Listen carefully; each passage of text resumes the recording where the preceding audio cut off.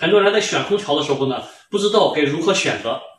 夏天也快来了，所以说咱还是把这个选择的时间放在这个春天，这样的话，然后一是价格便宜，还有一个呢就是咱的安装的师傅呢可以安装的比较细心一点。今天呢我就告诉大家在卧室里的空调应该如何来选。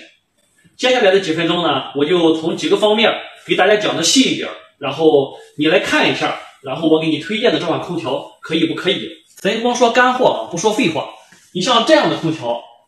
然后咱如果这个有预算的话，当然选这样的会好一些，但是这样的价格太高了。那我给大家说的这一款呢，首先在价格上，然后是一个中端的价位，但是在性能上呢是一个比较高的一个款式，所以说性价比是比较高的。首先来看一下外观，选空调，然后它是一个10年不变的一个东西，你放在卧室里墙上看着要舒服，对吧？这个外观呢是一个通体白色，出风口呢是不规则的这样的微孔，侧面呢是一个曲线型的 S 型的设计，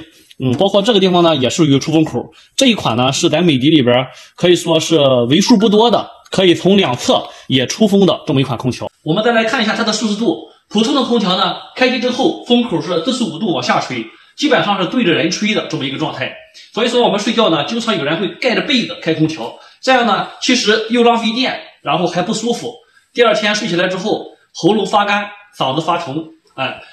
特别是对于老人、孩子还有孕妇、坐月子等等这些人群呢，特别的不适应。那这款空调呢，也叫月子空调，就是说坐月子都可以用。它有3种无风感的定制模式，我们来具体看一下。遥控器上有一个无风感这个按键，当我们按一下的时候，它会进入一个防直吹的这么一个状态，也就是说下边这个大挡风片基本上抬平，然后风经过这个挡风片改变风向，基本上是水平的吹风。在下边的微孔呢，然后会有一个微微的散风再看第二个状态是柔风感，达到柔风感状态，里边的齿片继续变动，然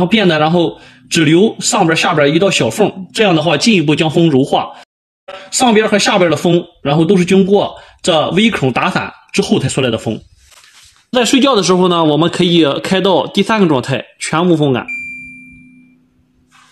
达到全无风感的状态，我们的大挡风板呢会完全闭合，感觉空调跟关机了一样。挡风板完全闭合，风通过这些微孔往外散发，两侧也出风，在这边还有右边也是往外出风的这些孔也是往外散风的。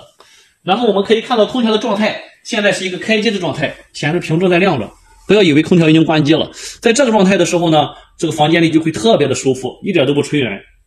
再来看一下这款空调的节能性。首先呢，它是一款1级能效的空调，国家标准1级能效的能效比是 5.0， 咱这款空调呢达到了 5.27， 远超国家1级能效的标准。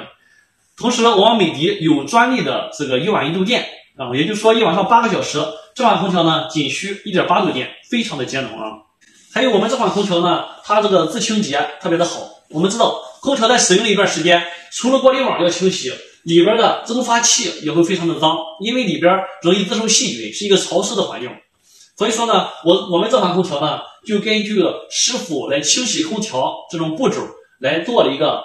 自清洁的深度清洗。我们打到自清洁的模式之后呢，这个空调呢，它会进行一个深度的凝霜，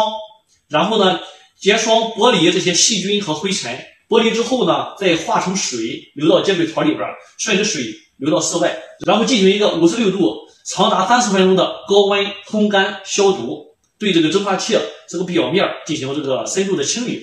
最后呢再进行一个自然的送风来吹干。这款空调呢也是一款智能空调，我们可以用手机 APP 来控制。你像孩子房间或者老人房间，然后你可以随时随地帮他打开空调。更多功能里边呢有非常详细的，你像防直吹，冬天的电复热，你像晚上睡觉你可以把屏显关掉。你看我们这边这个抽湿有这个舒适抽湿，还有这个个性抽湿。个性抽湿呢就是根据你的要求，然后来选择抽湿的湿度，防止然后抽的太厉害了喉咙发干这种现象。你看后边有智清洁，就是我刚才说的那一个，它可以自己清洗空调。你看还有电量统计，就是说我这空调呢是不是真的是一晚上打到 ECO 模式下用多少电都可以给你统计。你像这款空调呢还有一些细小的功能体现了它的人性化，然后比如说我们这地方这个亮屏，晚上睡觉的时候呢很多人不喜欢有这个亮光，那么呢这款空调有一个智能的光感系统，我们熄灯之后，然后这个地方呢，几秒钟就会进入一个熄灭的状态，这是一个自动的过程，不需要咱来操作。你看，现在已经显示屏熄灭。听完这款空调的讲解，大家觉得这款空调怎么样？